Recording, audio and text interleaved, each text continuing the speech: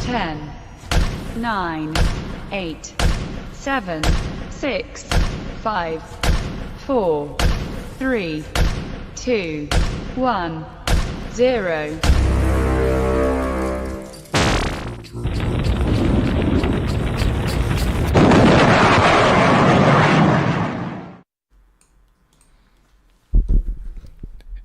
Hello, everybody, and thank you for joining us.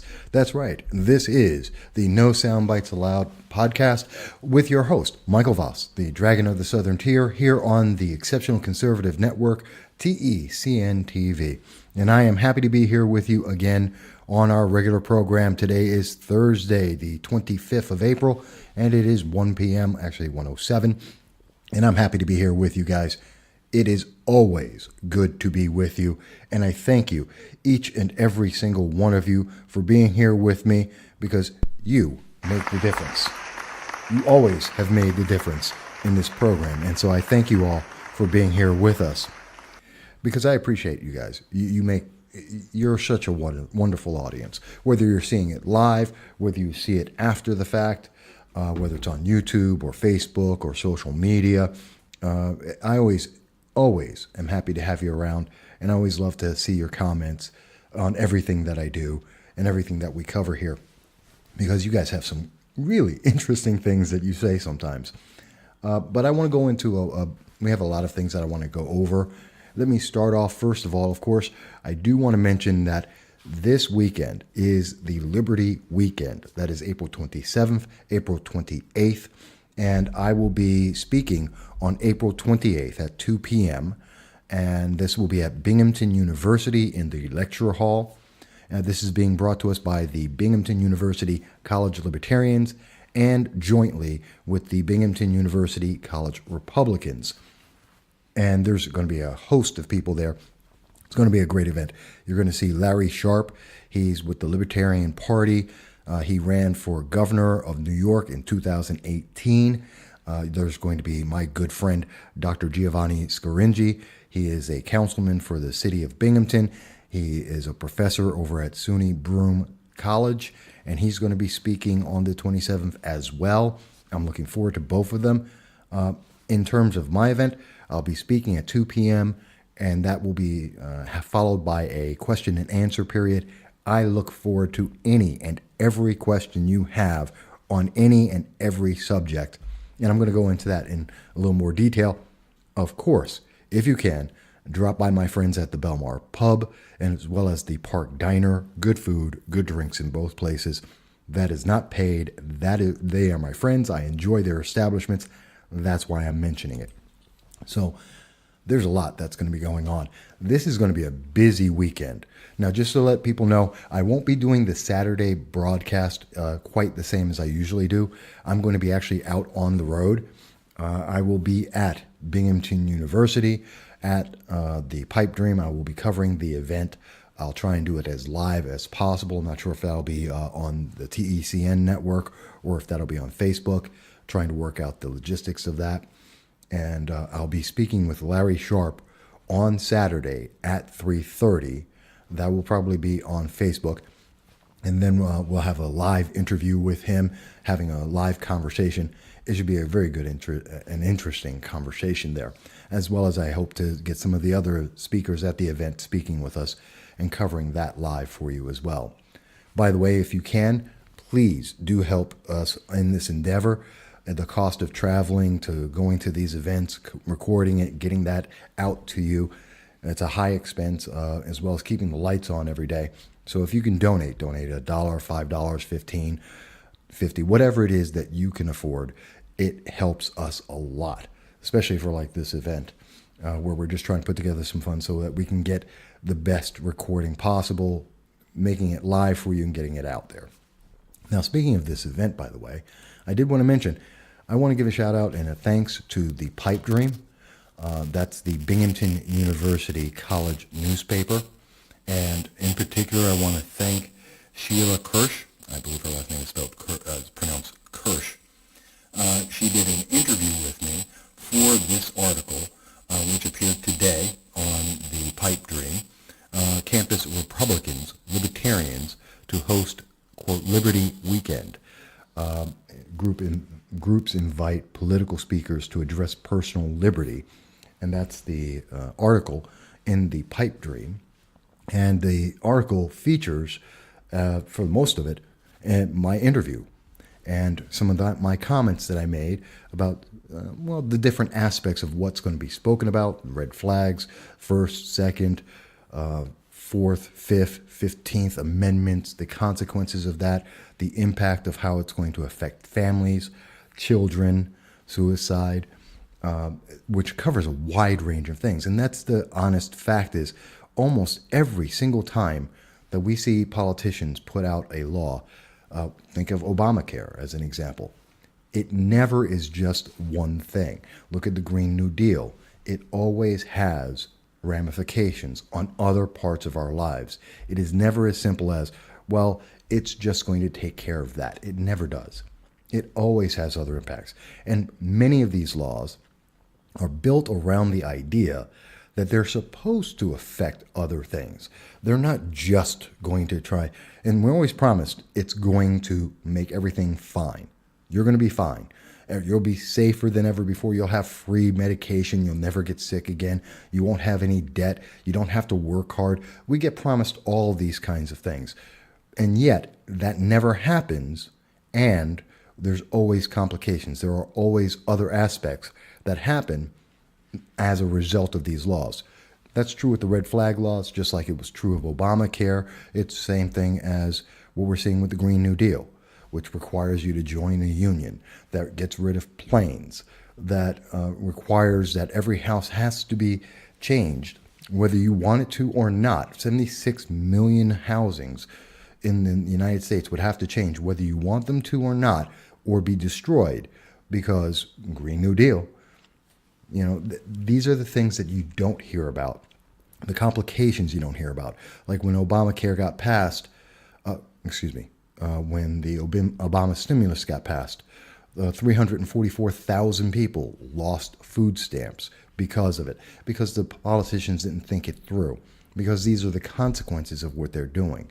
Remember in Obamacare, you were promised for years that you would be able to keep your doctor, except they knew for a fact, and was then reported in 2013, 2014, that you can't keep your doctor. And millions of people lost their doctors because it's a consequence of the law. Same thing with the red flag legislation.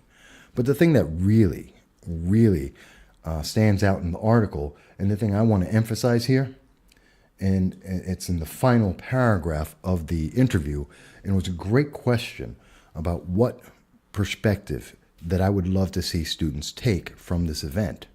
And my answer to her is very simply, and I'm a bit gregarious, but it says, these issues will affect you, students, public, everyone, and your children, whether you are active or passive about government.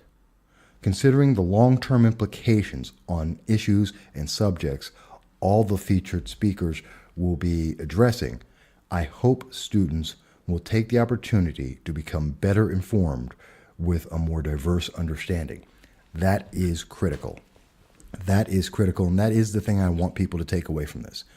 Whether you are involved in politics, whether you're an advocate, whether you're just a voter, whether you do or do not vote, it will affect you. And when people tell you your vote doesn't matter, it affects you even more. Because even if you don't agree with something, or even if you do, you have no impact. You're no longer part of the conversation. You're not part of the equation. You may have the best answer in the universe to address taxes, or to solve gun violence, or to, income equality, whatever it may be. You may have it. You may have that answer. And if you tell no one, if you don't voice yourself, if you don't make the vote, then it will never happen. No politician pays attention to you. They don't care.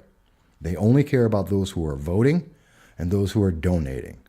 That is a fact of elections. Elections at this point are based on who's voting and who's donating. Those are the people who matter. 3 out of 10 voters. One of them is making donations big, One is making small donations, and the third is just regular voters who don't donate at all. Those are the 3 out of 10 people that in America that politicians pay attention to. And 7 out of 10 people who don't vote don't count. That's just a fact. That's just a fact. And we should change that. We need to change that. Whether you're a conservative like myself, whether you're a Republican like myself, or you're a libertarian, you're a conservative, you're a Democrat, you're a progressive, wherever you lie on the spectrum, if you're not involved, you don't count. If you don't vote, you don't count. So let's change that and be involved. Show up to the Liberty weekend. It's free. It's open to the public. I've invited several members of the media. I was on the air today on WMBF talking about it. Please come on out.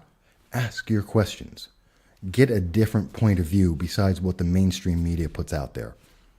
You may be surprised by the answers you get. You might be. Then again, you might not. I don't know. But it's worth the try because it will affect you no matter what. So I did want to get that out there and talk about that. Let me also, there we go. Obviously, there is a lot of news that's going on today, and I'm pretty sure everyone has heard by now about the news flash, but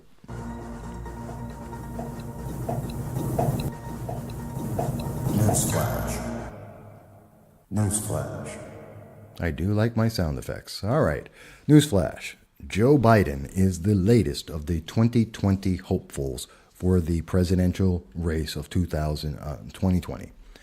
And so he's been the Democratic leader along with Bernie Sanders. They're, depending on the poll you're looking at, depending on the day, they're pretty much neck and neck. They are leading the entire. Now there's 19 officially declared candidates. There's 33 undeclared candidates in the Democratic Party, all vying to become the nominee. And Joe Biden, well, I'm going to get into Joe Biden after the break a lot more in detail because he's got issues. That man has lots of issues. And if this is what's leading the Democratic Party, it's kind of scary. And I'll get into that in a little more detail. But talking about the 2020 race, and I want to highlight, first of all, one of the things that we're seeing. Because we saw Joe Biden come out with his announcement today, of course, he is leading. And I'm using Predicted. You can use a lot of different polls and systems, but I just like this. It's giving us an idea of where people are willing to put their money and to see how they're feeling about this on any given day. And every day it's changing. But what we see is Joe Biden right now is above Bernie Sanders, which is pretty much reflected in most of the polling at this moment. It does change, but they are basically the leaders. Way down below that, you see that there's Mayor Pete Buttigieg, who is basically a one-issue, one-gimmick candidate. He's gay. What else? He's gay. That's it. That's his big thing. He is gay. You've got Kamala Harris, whose big thing is she's a woman of color. That's her big thing.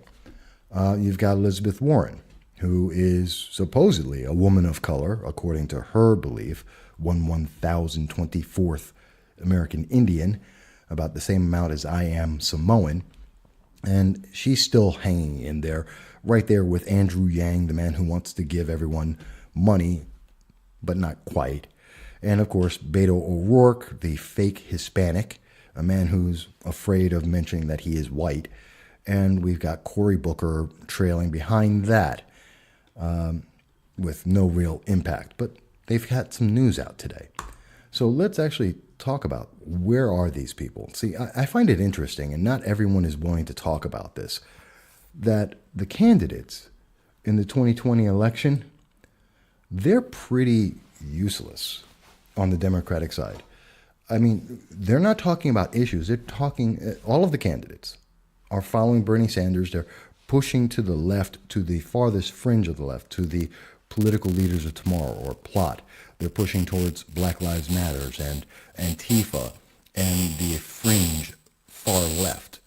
And we see this over and over again. And they keep promising things. And that's the thing that scares me. Because they keep promising, we're going to give you something. You've got something. We're going to give Case in point, what's the big news from Elizabeth Warren? She's proposing to give $640 billion to students to eliminate student debt. Now, that's kind of interesting. And I know there's a lot of young people who are thinking, well, that'd be great. I want to get rid of that. And it's actually going to cost $1.5 trillion.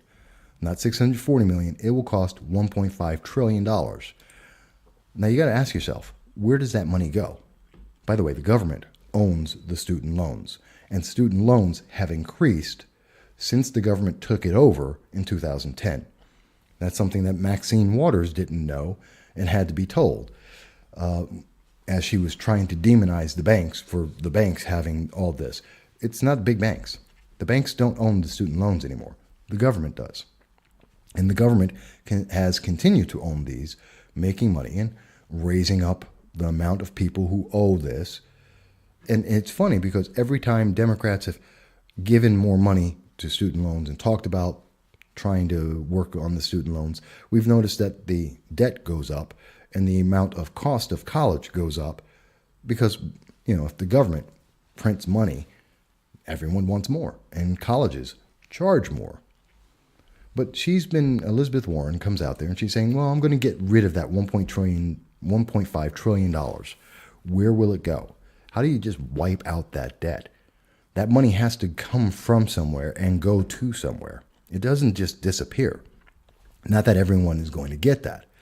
But most people who are under $100,000 would get about $50,000 wiped out, which would take care of most of it. She also wants to get rid of the cost for a 2-year or a 4-year public college. Okay, that's also part of her deal. So she's going to wipe out the debt for private colleges, essentially. And depending on which college you go to, the Ivy Leagues, it would only take care of about a year or so of college debt. And she wants to get rid of all the cost for a 2-year or 4-year college if it's a public school. How do you pay for things then? How do these colleges, and you have to ask this question, okay, so it's now free. College is free. Are the professors working for free? And I know many of the professors are very, very liberal and believe in socialism. Fantastic. Who's paying them? Where does that money come from? Because they're not doing it for free. We know that Elizabeth Warren, as an example, gets about $300,000 to teach a class. Where is that $300,000 for Elizabeth Warren's class coming from? Did anyone ask that question? Because they should. And they should ask that question a lot because it's very important. Where is that money coming from? It comes from the public. Now, she likes to say, and in that article, and the article is Warren proposes $640 billion student debt cancellation from Politico on April 23rd, in case you want to look it up. But she says in there that the money's going to come from the rich. She's going to have new taxes for the rich and higher education. I'm quoting her here. Higher education opened 1 million doors for me. That's what she says. It's how a daughter of a janitor in a small town in Oklahoma got to become a teacher, a law school professor, a U.S. senator, and eventually a candidate for president of the United States. You know what she leaves out of this? She got all of that because she lied. Elizabeth Warren didn't get to be all of those things because she went to school. She went to school and lied and said that she was a Native American Indian, took advantage of minority status and the benefits that Democrats enforce, and that got her her job, that got her through college and got her reduced rates. So she's playing on an uneven field, and she's lying to people because that's not how she got there. She got there because she lied for decades and took advantage of it and hasn't paid back any of this. She's a millionaire. She hasn't paid back anything. So there's one problem with some of the Democrats, and I want to get into another one. And it's really important because I think it's just as interesting. Where is it here? Here it is. It's Cory Booker. Now, his big thing, and he's trying to steal some of the wind from Joe Biden today. He promises he's going to have a woman as a running mate. That's his big thing. If I get the nomination for the Democratic Party, Cory Booker is looking to have a woman run. And that's all well, fine, and good, except why? Does that mean, why must it be a woman? Is there no one else who is qualified? Is there no one else who's more qualified? What woman? What qualifications? Gender is not a qualification. Now, I understand Cory Booker is way down on the list. No one's paying attention to him. But isn't that something we should ask? Why must it be a woman? What if there's a male that's more qualified? Maybe someone transgender. Maybe someone gay. Why does it have to be a woman? Does it have to be a woman of color? Why is the gender the thing that's important? Why not say the most qualified person? Why not have your running mate be the person who could run America if something were to happen to you? Isn't that what it's supposed to be? And I have nothing against women. I don't care. I've said before, I believe the Democratic Party is going to nominate one of 3 women. And they're going to have him from president and vice president. It's going to be an all-woman ticket. I stand by that. I still believe that. I said that in October of 2018. I continue to say that. And I continue to say it's going to either be Kirsten Gillibrand, Kamala Harris, or Elizabeth Warren. 2 of those 3. I do not change my opinion because I have yet to see anything that would change it. But why must it be based on the gender or the color? Things that are intrinsic, that have nothing to do with the intelligence of the person, the qualifications, the skills, the experience, the abilities of those individuals. That's just whether or not they have a tan, whether or not they're born one way or another. And I'll get into that when we come back from the break a little bit more. But I think these are really important things to ask. Why is it that the Democratic Party is looking to buy people based on the things, the micro categories they separate people on? This isn't unifying the nation. They're not trying to bring people together. They're separating everyone. Oh, if you're a woman, I can pick you. If you happen to be a person of color, I can pick you. If you hit this correct box, this micro category, then you're worth something. Otherwise, you're not important. That's kind of scary. That's something we should really think about and really have a conversation about, because it's dangerous. It is the forerunner of some of the worst types of governments we have seen around the world. Evaluating people, and I say this all the time, but I'll say it again, evaluating people based on the fact that they fit this box, whether you want to call it the master race or superiority or whatever. When you start identifying that certain people are better than other people, then we have a problem. When we stop thinking about what are the consequences of actions, we have a problem. When you start ignoring the economics and just saying and promising the sky, as we've seen with the Obama stimulus, which did not fix the recession, and in fact extended it. When we see cash for clunkers, which hurt the U.S. economy. When we see Obamacare, and you don't get to keep your doctors. When we get to see the red flag in gun control, 22,000 gun control laws, we see it doesn't make people safer. We get lots of promises from a lot of politicians, especially Democrats, and it never works. But you lose more and more freedom each and every time. You become more dependent on the government each and every time. You should be scared of that. I am. But what we'll do right now is we'll take a quick break, and then I'll come back and we'll talk about a couple of other very interesting aspects of what we're going to see coming up very shortly. So with that, we'll be right back.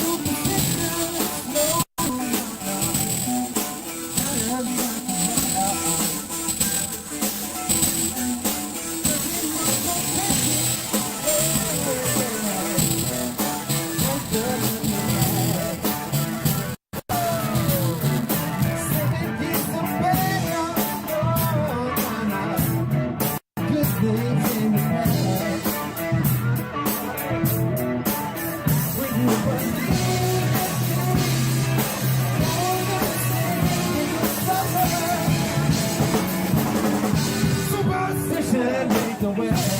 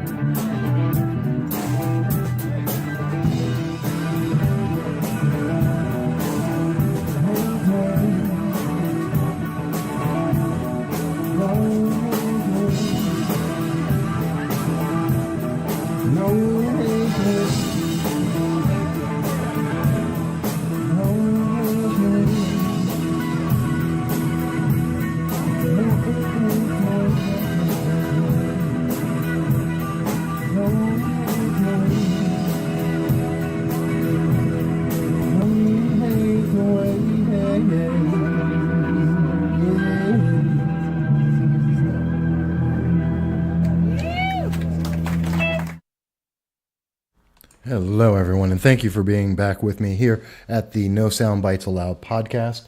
I am your host, Michael Vass, the Dragon of the Southern Tier, and I am happy to be here with you on this program, as always, because you are a great audience. Whether you're seeing it live, whether you come back to me on YouTube or Facebook or social media, Twitter, whatever it may be, I always am happy to be here with you and speaking with you and hearing from you.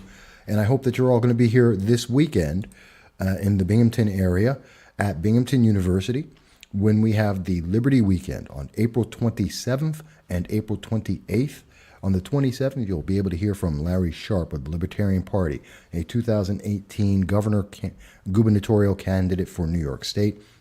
You'll hear from my friend Dr. Giovanni Scaringi, a great individual, councilman in the city of Binghamton Council, and I think you'll have a great time speaking with him.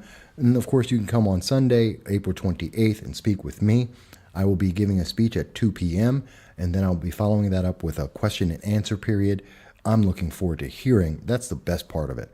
I want to hear what you have to say because, quite honestly, you guys have some of the best questions I ever receive, and I thank you for that. I thank each and every one of you. In addition, I want you to check out my friends over at the Belmar Pub and at the Park Diner. They are friends of mine. That is not a paid advertisement. They are my friends, and I enjoy their establishments, and I think you will too. Please do check them out if you're in the area. So we're talking about the breaking news that's been going on, and there's a lot of breaking news. Newsflash. Newsflash. I love my sound effects. So yeah, let's go straight to, Joe Biden, the former vice president under Obama, decided that he wants to ask President Obama for an endorsement. No, that's not what he actually said. What he actually said is, and this is being quoted by the Free Beacon, it came out today, about 11:22 a.m., about 2 hours ago. He mentioned that he asked President Obama not to endorse him, that he wanted to make sure that the election was fair and that everyone had an equal chance. And if you believe that, pigs fly. The moon is made of green cheese. Let's be honest. That is not true. That is not true. There is no candidate running for any election that is going to deny a high-profile endorsement. None.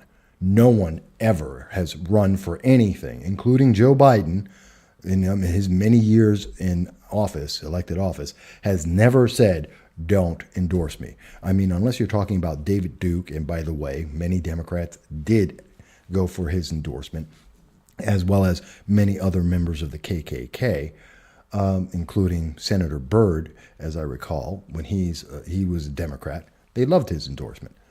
But other than maybe the KKK, I can't imagine them saying no. I mean, there are Democrats, Keith Ellison, Ilhan Omar, who have gone out there and they look for the Farrakhan of the, what's his name, Reverend Farrakhan, who's been endorsing many of the Democrats. They follow him. They ask for his endorsement.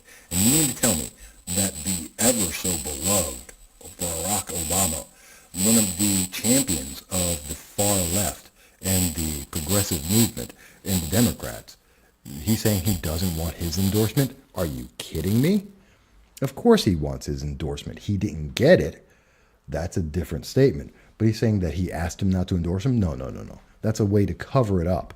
And the media is probably going to run with that and say, well, of course, Joe Biden, what a fair and honest guy. It's honest Joe. To get away from the idea that he's creepy Joe, who has been alleged to be inappropriate, not sexually inappropriate, not Me Too inappropriate, but inappropriate with many, many women throughout his many decades in elected office. And he doesn't want an endorsement from President Obama. Of course he does. Every one of the presidential candidates want that.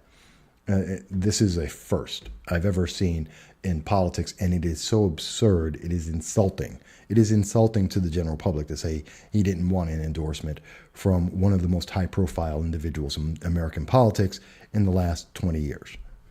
That's like saying you don't want Bill Clinton's endorsement. Democrats want that. Of course they do. And that's to bring in money. So he's lying. But he has other problems that are also going on. And again, this is breaking news. Out of the Daily Caller, the article is Justice Democrats promises to oppose Joe Biden's presidential bid. That also was about 2 hours ago that the news broke. And here's the thing. The Justice Democrats under Kevin Robillard put out a tweet that said, the new Justice Dems say they'll oppose Joe Biden's presidential bid, at least in the primary. Quote, while we're going to support the Democratic nominee, we can't let a so-called centrist like Joe Biden divide the Democratic Party and turn it into the party of, quote, no, we can't, end quote. This is what the Democrats are saying. The Democrats are killing each other because Joe Biden is not progressive enough for the Justice Democrats. By the way, if you're wondering who are the Justice Democrats, they are the socialists. They are the Democratic socialists. They are Bernie Sanders and Alexandria Ocasio-Cortez. In particular, the Justice Democrats were run by Alexandria Ocasio-Cortez and her campaign manager, and which has its own issues. In fact, they have an issue pending with the FEC for campaign violations, paying her boyfriend through campaign funds. There's a lot of issues with the Justice Democrats, but if you want to know who they are Alexandria Ocasio-Cortez. They are the fringe of the far left. They are the furthest left of the Democratic Party. They're Bernie Sanders. They're socialists. And socialists are saying that Joe Biden is far too centrist for their taste and that they oppose the centrist point of view, that everyone needs to be, basically, they're looking for everyone to be more of a socialist. They want socialism in America. I would be concerned if I was a rank and file Democrat hearing that and saying, being centrist, being middle of the road, being willing to compromise, that's out the window. No. What Democrats want now is to have post-birth abortions.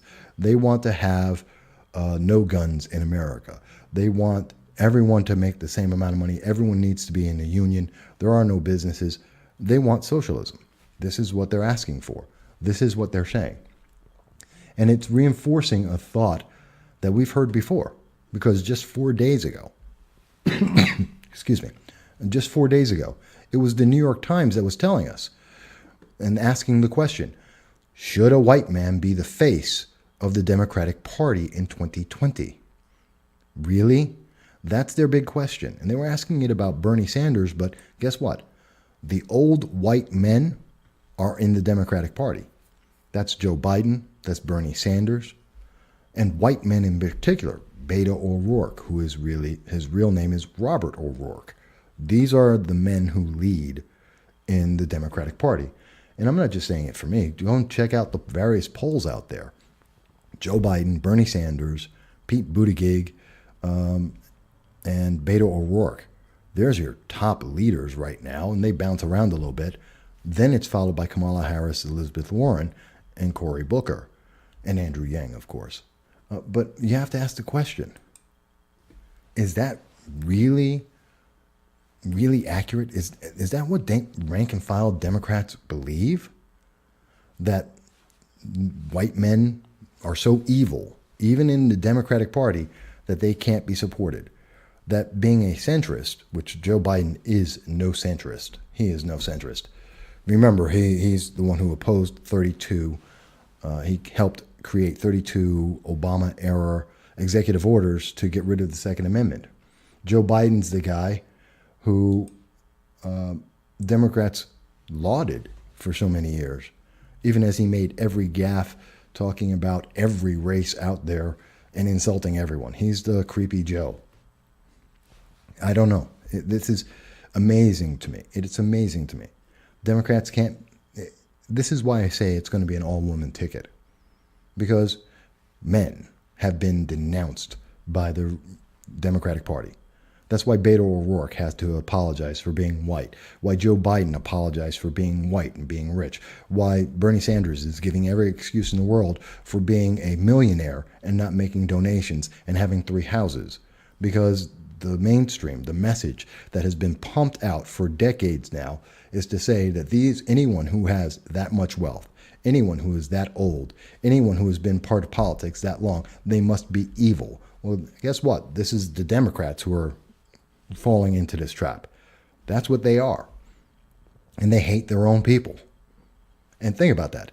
If Democrats, if the Justice Democrats, the Democratic Socialists, the Alexandria Ocasio-Cortez and Ilhan Omars of the world, if they can't stand their own party leaders, that would be Nancy Pelosi, Joe Biden, Bernie Sanders, if they can't stand them, and those individuals aren't good enough to equal the qualifications the Democrats demand everyone must fall under, how are you going to do?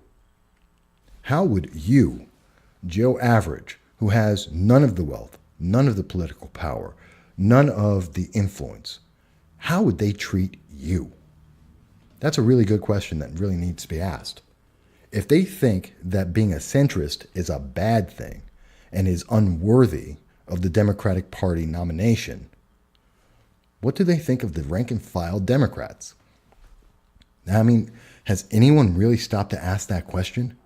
And remember, Joe has a bunch of issues, not only because he's rank and file, not only because he's just a regular Democrat, an old-fashioned Democrat. Remember that Joe Biden also doesn't like sanctuary cities. This was from back in 2015. I know in political circles that's ancient. And this comes from the Washington Examiner. And the article's titled, When Clinton, Obama, and Biden Debated Sanctuary Cities. And it's going to come back to bite Biden because it was debate. There was a debate on September 26th of 2007 at Dartmouth College in New Hampshire. And at the time, Biden was running for president on the Democratic ticket. And he was asked if he would allow cities to ignore federal law to be sanctuary cities. And his answer, once pressed on it, he tried to avoid answering it. Clinton avoided the question. Then Senator Obama avoided the question. But Joe Biden answered the question with no. No. He would not ignore it. He would not allow cities to ignore federal law and be sanctuary cities. Wow. Well, that explains why the Justice Democrats are against him. He doesn't support the illegal aliens that have entered our nation. He doesn't support picking and choosing which laws to follow on any given day. An absolute tenet and an absolute mandatory requirement of Democrats from the far fringe. This is something that political leaders of tomorrow, Citizen Action and Antifa, this is what they support. The far left fringe ideas that you can pick and choose which laws you want to follow. And if you happen to be a person of color, if you happen to be a woman, if you happen to be transgendered or gay, well, then you can just ignore certain laws altogether. That's the policies the Democrats are putting out there. And to sweeten the deal, Democrats are offering to give you free stuff. Elizabeth Warren's going to give you free college. Alexandria Ocasio-Cortez is going to give you free energy. And you're going to get a free job. And you're going to get a free pay. Andrew Yang. You're going to get free money. None of this is free. And you never get what they offer. Red flag laws and gun control, 22,000 gun control laws, have not made anyone safer. It has not stopped criminals or the deranged. We see this over and over again. You didn't get better health care because you got Obamacare. The majority of America did not help. You had higher deductibles that you can't afford. You got to lose your doctor and the health care that you did like. And now they want to go to single payer, which would eliminate all health care programs. You don't get to have private insurance. You get to have the same insurance as everyone else, which Ask the average veteran at the VA how well that's working for them. Did we forget that under Joe Biden and under President Obama, we had 2 VA scandals where veterans were dying because they couldn't get to see a doctor? And this is what the Democrats are telling you should have. The ability to have the same coverage as veterans where they died waiting for coverage. How well will that work for America? These are questions that really need to be asked of all of these Democratic candidates. We're not hearing these questions. We're not hearing the media ask these things, which are important and essential. You want to run America. Do you believe in sanctuary cities? We need to ask Joe Biden that question again. Do you support sanctuary cities? In 2007, he said no. Here it is, 2019, he wants to run for president. Are you now taking the side of illegal aliens over American citizens and the law of the land and allow cities and counties and states to ignore the law and do whatever they want? Does Joe Biden believe that? Does Joe Biden believe that every white person in America, male or female, should apologize for their race? Should straight individuals apologize for their sexual preference? Where does the line end? Who gets to choose what is important and what is something you should apologize for and something you should not? We should ask these questions. Who's going to pay for this free college, which isn't really free? Who's going to pay for the single-payer health care? These are really important questions. Why is no one asking these things? Why is the mainstream media selling the idea that you're going to get free stuff? It's all going to be free and it'll be better. And yet not ask the questions, what are the consequences of this? How does this get done? Who gets to decide who are the people who are preferred? Why are we supporting segregation? Because that's what this is. If you are preferring people who are not white over people who are white, or with Cory Booker, you're preferring women and a gender over other genders, that's segregation. That's discrimination. By definition, it is discrimination. Cory Booker eliminated all men, possibly all transgendered, everyone who is gay, because only women can be his vice president. Why? Please explain to me why it must be a woman and no other person is qualified enough in the entirety of the United States. I'm not saying that it can't be a woman, but why would you eliminate that pool of people? Why? Why aren't we asking Elizabeth Warren, how are you making these decisions? What's the economic impact of all of this? Why aren't we asking Joe Biden some very serious questions? Serious questions about where he plans to take this nation. What does he really believe? Does he follow the rest of this trend and say that America has to become a socialist nation? Because I think these are important. And I have to say, this is why I think if it continues down this path, I think the Democrats absolutely lose, which I'm not sad about at all. I'm happy. And I want them to continue down this path because I think most of America would agree with me. These are bad ideas. They have no idea what they're doing and no idea the consequences of their actions. And they want to take away our freedoms, not add to them. They don't want you to be more free. They want you to be more subservient. They want you to fall in line with what they think is best for you because government knows better than you do. And that's what they always offer, more government. More government means you're better. And I'm sorry, that has never been proven to be true. More government has never made anything better. Government doesn't make life better. Government makes problems.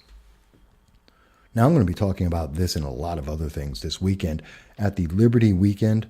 I will be there on the 27th. I will be doing an interview with Larry Sharp, who will be speaking at the event at 1 o'clock on the 27th. At 3:30, I'll be doing an interview with Larry Sharp. On the 28th at 2 p.m., I will be giving a speech which will cover red flags, the Constitution, the consequences of some of the things that are being proposed and enforced down our throats.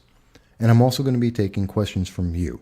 And I'm looking forward to hearing what you have to say and what you think and your questions on anything that I've covered over the last 12 years.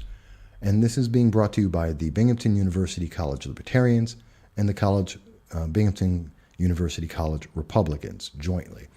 And so this should be a great event. And I really hope people come to see this, because this is an opportunity to learn about different points of view. I know a lot of college students, a lot of people who just look at headlines and the social media and the memes. You don't get to hear the other side. You don't get to hear other people's ideas. You don't get to see what really is going on. Get a full idea. You don't have to agree with me. That's not the point of the event. We're not here to change your minds. And that's why I'm so happy I was invited to this event that includes libertarians and conservatives and Republicans and everyone else. And I hope the media comes down, as I've invited them, to hear what all the different sides have to say. Because it's not about what one person thinks. It's about all of us working together, about hearing all of the different ideas and working with the best parts of all of it. It's not like Cory Booker saying, well, only these people have the right idea. I'm sorry, I don't agree with that. Or saying that, or the Democratic Party saying only certain types of people are worthwhile. That we should only have certain categories of people. And everyone else should apologize for being born and being who they are.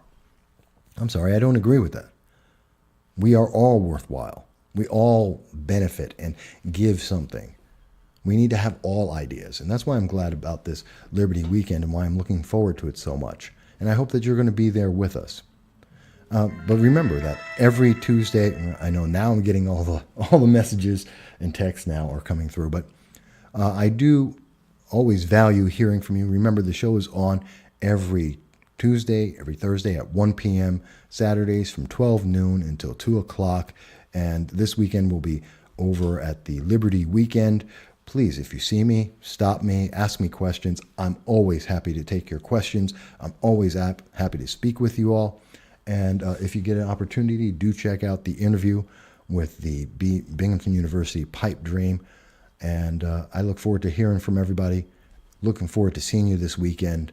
I'll talk to you again very, very soon. Thank you, folks.